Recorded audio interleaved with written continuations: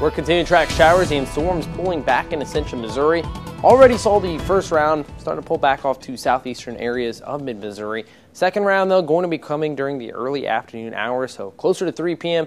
Going to be welcoming a second round from the southwest. A lot of this primarily going to be focused along Highway 70 and back down to the south. So on the north side, still could see a couple of scattered showers, but for the most part, heavier bands of rainfall focused back down to the south. Now, as we start to look a little bit later into the evening hours, still going to be seeing some scattered showers along this front, but a lot of this starts to die off until we head off into the early morning hours. And Thursday morning, going to be a wet commute at 6 a.m. as the cold front continues to drift off to the east. Now, after the afternoon hours, we'll start to dry out and see more sunshine, but also going to be tracking a secondary cold front starting to pull back into the area.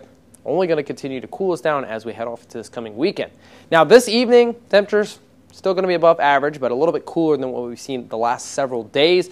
By 3 p.m., looking at 80 degrees, 6 p.m. 75, continuing to cool down into the overnight hours. And we're not looking at too much more in terms of an additional rainfall, looking at up to ½ of an inch throughout the second half of this afternoon into early morning hours on Thursday of additional rainfall. Then we're looking dry as we approach the weekend. Going to see temperatures, though, a lot cooler.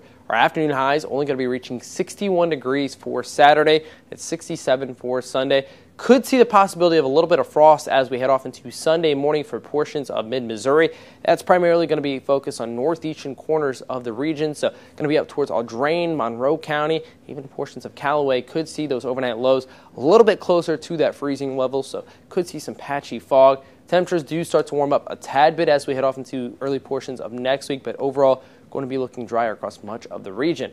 Now, as we start to look off into next week for the ABC 17 Storm Track 7-day forecast for Jefferson City, we're going to see temperatures starting to warm back up, eventually going to be seeing highs back to the mid-70s.